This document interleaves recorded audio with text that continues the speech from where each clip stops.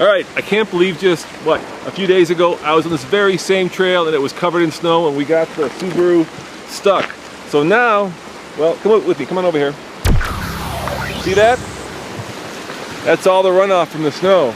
So there's no more snow, but I didn't think it was fair to test this car in the snow and get it stuck and not test it properly off-road. So now we're gonna try to make it to the top of the mud puddle. There are really three places that we go. We go past the shooting range, we go to the Y where we take the hard off-road cars and the kind of crossovers, and then we go to the mud puddle and we go to the very top. And the very top we've only made in cars like the Range Rover and the Grand Cherokee. So we're gonna try to get this guy to the mud puddle and see how it does in X mode, coming up next on the Fast Lane Car.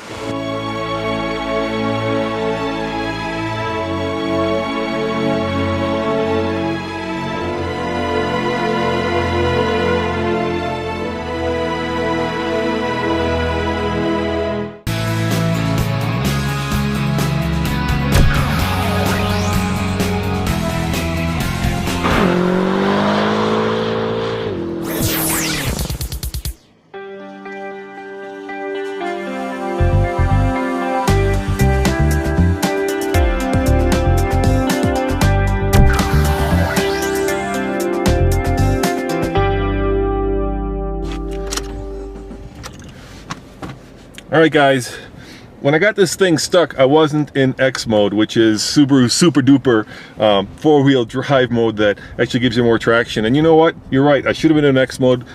Maybe I wouldn't have gotten stuck. So now I'm going to put it in X mode, which is very simple. You press this button up there, you get X mode, and you're probably curious as to what X mode does. Well, that little green icon, that means you're in hill descent control, so when you go down a hill, it does the braking for you, and perhaps more importantly, it also appropriates power, not just from the front and back, but also left and right, giving you better traction when you need it.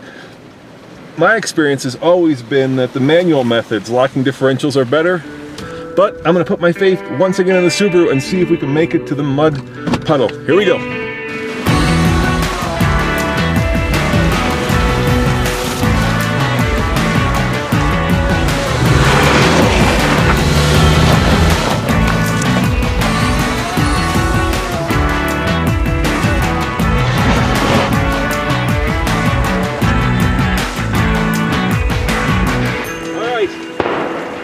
Right here, check it out, you'll see the creek, and this is where I almost went off the road, and right here as well where we had to block the wheels to get this Subaru up the hill. But now the road is dry, 8.7 inches of ground clearance, good approach angles, all that makes just a breeze. You'll see that people are walking up here with their guns to shoot. That's because, well, a lot of you say, I could drive my Camry up here. Well, those guys have a Camry and they're not driving it up here because, well, it's not Camry worthy. So let's keep going and let's see if we can make it past the Y into the mud pit.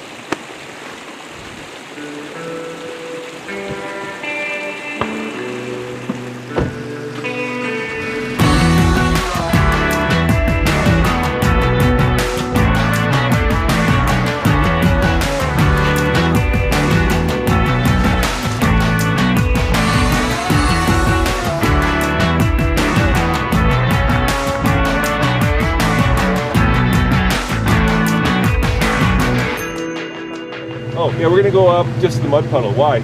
Oh, well, you're gonna bottom out because it's really muddy. You can keep digging through. Yeah, you know, this thing has tires on it that are good for all season, but they're not good for mud and snow, so we're aware of them. But thanks. How did you do? I did awesome. Yeah, did you make it all the way to the top? Yeah. Congratulations. Close, so. That looks badass. You look like you made it. Yeah, it's my mom, so. Hey, all right, it's a I'm Jeep. just riding through. Take care. Thanks. Right, Thanks for the warning. Appreciate it.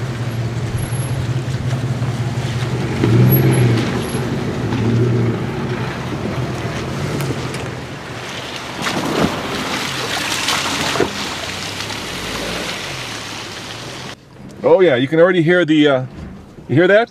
That's the hill descent control, braking the wheels to make sure that I'm not going too fast and I'm getting as much traction as possible.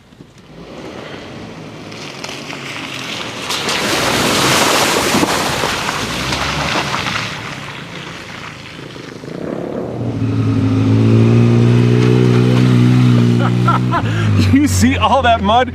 Look at this car. There's just a little bit on this side, but I promise you, in the next 5 minutes, this car is gonna be good and properly muddy because it is a Subaru. It does have 8.7 inches of ground clearance. It does have symmetric all-wheel drive, good approach angles, good departure angles. Of course, these tires, well, they're good for the road. This is the turbocharged model, which means it's fast. It's got 18-inch all seasons, great on the highway, not so good here in the mud, but we're gonna see how far we can take it.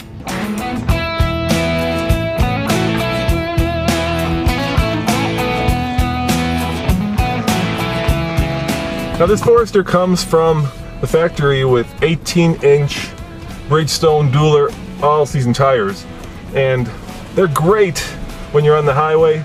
They're fine when you're carving canyons, but when you get into mud and snow, well, you know, they're just not as good as purpose-built snow tires or even purpose-built mud tires.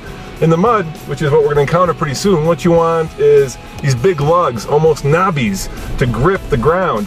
These tires are set up to funnel away water so that the car has good traction in the rain.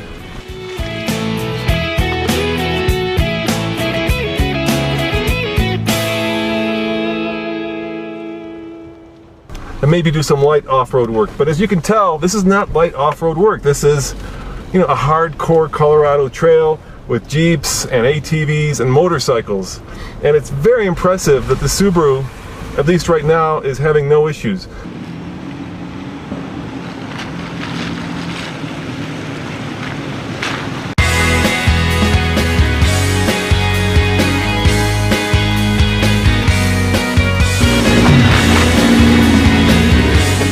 It's like the 15th Jeep, and that's where we're going. You know, we'll see how the Subaru does. And speaking of the Subaru, I really like this engine. It's a 250 horsepower turbocharged boxer engine, which means the pistons go this way, which also allows them to put the engine lower into the bay, giving you a lower center of gravity. It's got 258 pound-feet of torque. Unfortunately, from a car enthusiast point of view, it's paired to a CVT transmission, which gives you better fuel economy. I'm getting about 25 mpg in real-world driving, but it also gives you kind of that rubber band effect when you step on the gas. It doesn't do a lot of good out here because, well, that's just way too much horsepower to go off-roading, but we're still having fun.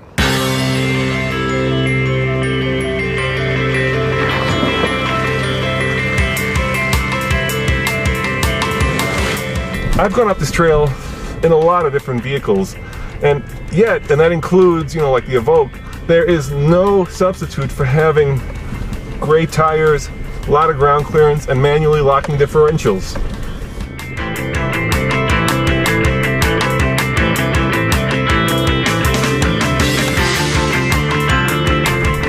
As smart as these new systems are in allocating power to the various wheels, you have a real sense that it's really thinking hard, trying to figure out where the most grip is. And honestly, I think it'd be a lot better if all four wheels had grip all the time.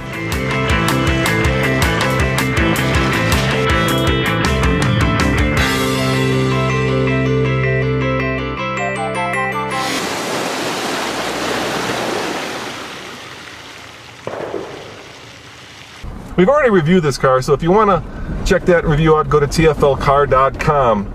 So I'm not going to spend a lot of time on it. I will say that I'm impressed by how good it is off-road. I'm impressed by how much stuff you get. The interior, well, it's a mishmash of cheap plastic and softer materials. The CVT transmission is really my only major complaint. I love traditional transmissions, especially manuals, because they really give you more control of the car, and a CVT is the exact opposite. There's just more technology between me and the driving experience. Unfortunately, if you want the XT and you want the turbo, you gotta get the CVT.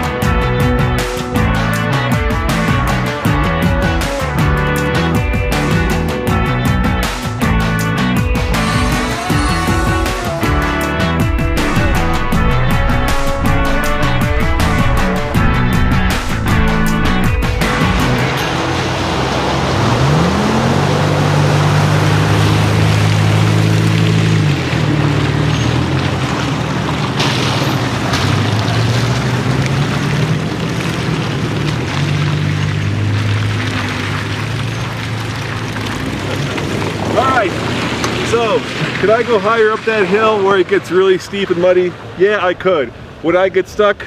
Yeah, I probably would. And I've done that once this week already, which I think is enough.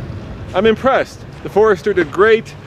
This is about as far as anybody with the street tires will take it. So on the TFL scale of buy it, lease it, rent it, or forget it, I'm gonna give it a lease it, and that's because of the antiquated user information entertainment system and because of the CVT. As always, this is Roman reporting for the Fast Lane Car.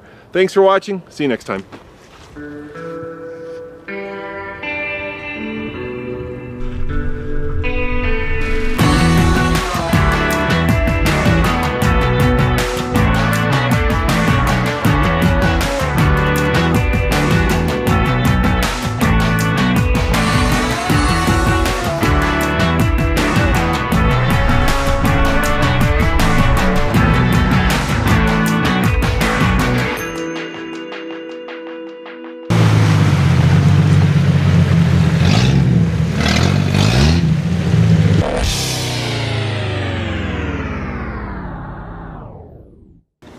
All right, I do have to mention something about this infotainment system, because as good as the Subaru is off-road, that is as bad as this is.